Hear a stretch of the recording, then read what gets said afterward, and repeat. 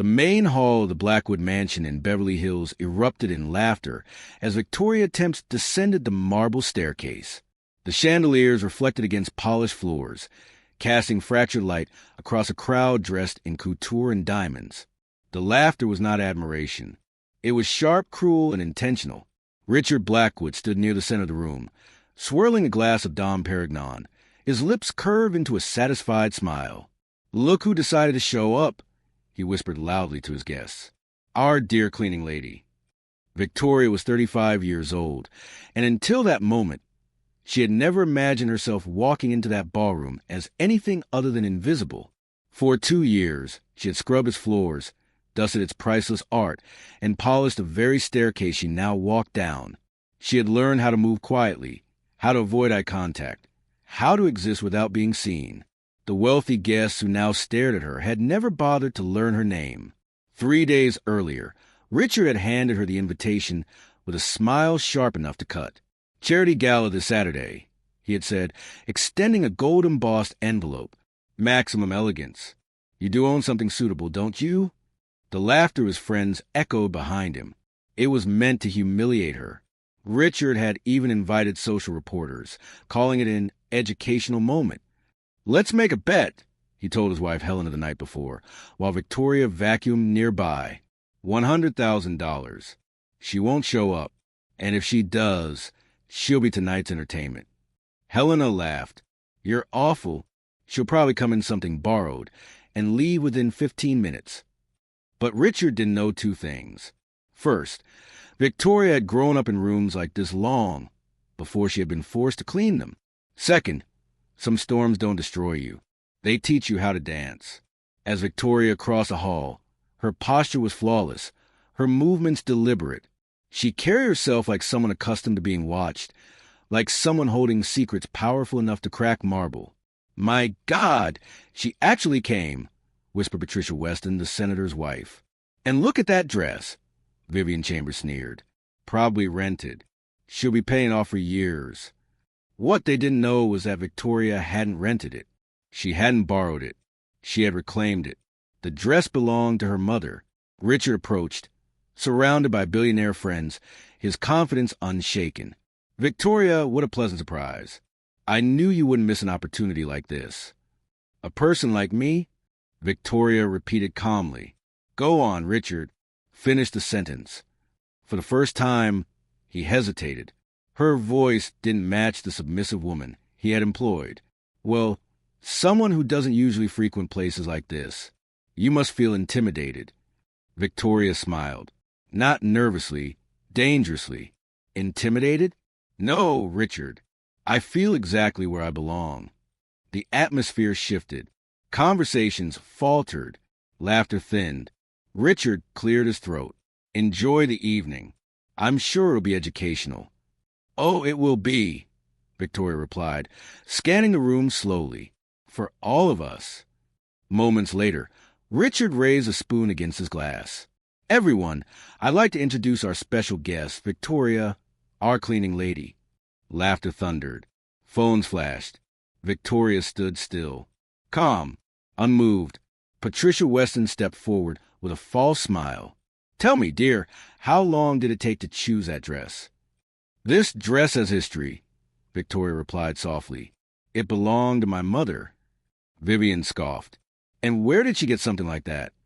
"My mother wore it the last time she stood in a ballroom like this," Victoria said. 20 years ago, when she was still Isabella Temps Blackwood." The silence was immediate. Richard turned slowly. "What did you say?" "Isabella Temps Blackwood," Victoria repeated. "Funny how some people forget their own family." Richard's face drained of color. Helena grabbed his arm. "You're delirious," Richard snapped, though his voice trembled. "This isn't a game," Victoria said, stepping closer. "It's history. Our history." She pulled a ring from her purse. The Blackwood family ring, blue sapphire, engraved crest. "This was my mother's," she said, "given by Henry Blackwood, my grandfather." Gasps rippled through the room. "I'm not your cousin," Victoria said, her eyes locked on Richard. "I'm your half-sister." The murmurs exploded. Henry Blackwood had had an affair with Isabella, the family piano teacher. When she became pregnant, he supported them in secret until he died. Afterward, Richard erased them, cut off support, sold their home, left them destitute.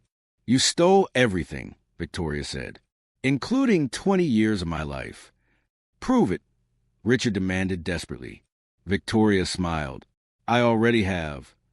She gestured toward the entrance. 3 people entered the hall. Diane Morrison, Beverly Hills' most feared investigative journalist; David Chun, a top inheritance attorney; and Dr. Hamilton, the Blackwood family physician.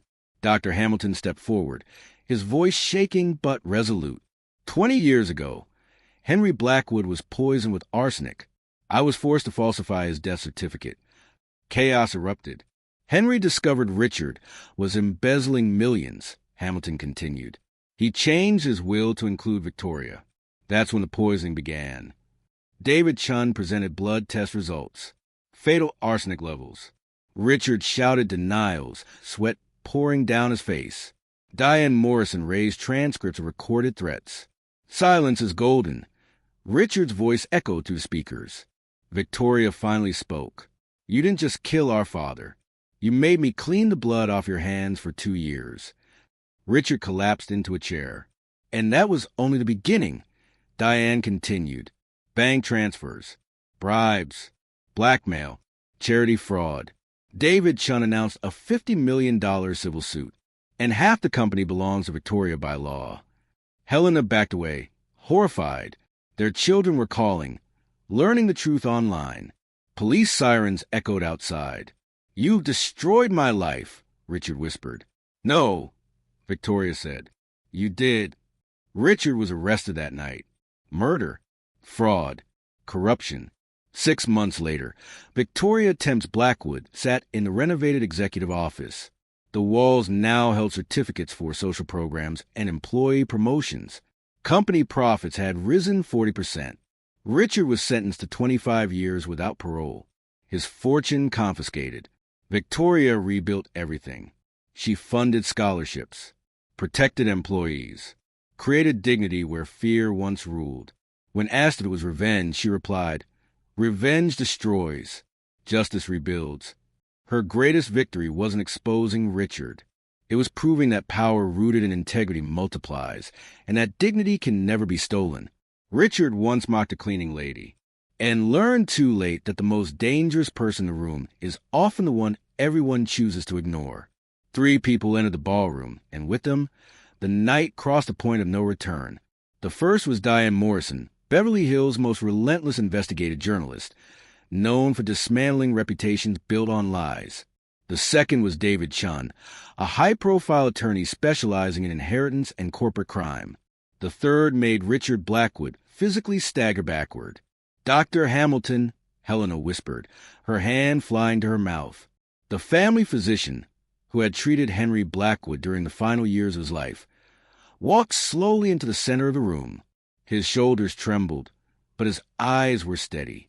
20 years ago, Dr. Hamilton said, his voice carrying to the stunned silence, "I was coerced into falsifying a death certificate. Henry Blackwood did not die of natural causes. He was poisoned with arsenic over several months." The room erupted into gasps, cries, and frantic whispers. Richard's face twisted in panic. "You're insane," he shouted. "My father had heart problems." "Your father discovered you had been stealing millions from the company," Dr. Hamilton replied without hesitation. "He changed his will to include Victoria as a legal heir and planned to report you." Shortly after, the symptoms began. Victoria stood frozen, tears filling her eyes. After 2 decades of silence, the truth was finally spoken aloud. David Chun opened his briefcase and removed a folder. "This blood sample was exhumed and tested by an independent laboratory last week. The arsenic levels were fatal." Richard's voice cracked. "This is a conspiracy." Diane Morrison stepped forward. "Mr. Blackwood, I also have recordings of 5 conversations in which you threatened Dr. Hamilton to ensure his silence." Victoria raised her phone and connected it to the mansion sound system. Richard's own voice filled the hall. "You'll keep quiet about anything strange in my father's blood. If you don't, your career's over. And that woman and her bastard child, they'll survive on their own. The silence afterward was absolute. Helena stared at her husband in horror. You did this? Victoria's composure finally cracked. 20 years, she cried. 20 years of poverty. 20 years of cleaning my father's blood off the hands of his killer. Richard collapsed into a chair.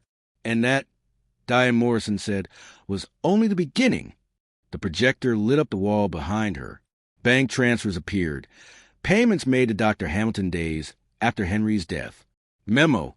Silence is golden. Another file surfaced. Recordings of Richard instructing his accountant to hide $20 million in embezzled funds. I need the numbers to dance, his voice echoed. Blame the market. Blame expansion. Guest recoiled. Friend stepped away. Allies vanished. David Chun approached with another document. In addition to criminal charges, Victoria Thames Blackwood is filing a $50 million civil suit for wrongful death and stolen inheritance. I don't have that kind of money, Richard muttered weakly. No, Victoria said quietly, but the company does, and half of it was always mine. The revelations continued. Bribed judges, blackmailed politicians, stolen charity funds. Each truth landed like a hammer blow. Please, Richard begged. Stop this. Victoria knelt before him, meeting his eyes. You killed our father. You stole my family, my dignity, my future. There are consequences. Helena's phone rang. Their children were calling from college. Mom, is Dad really a murderer? Helena screamed and turned away from Richard.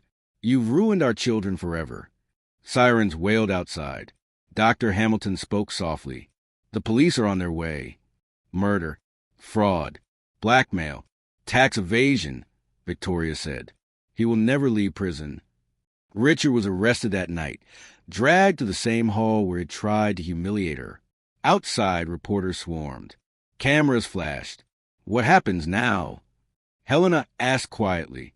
Justice, Victoria replied, and maybe a lesson. 6 months later, Victoria sat in the renovated executive office of Blackwood Industries. Richard's trophies of arrogance were gone, replaced with certificates from social programs and photos of promoted employees.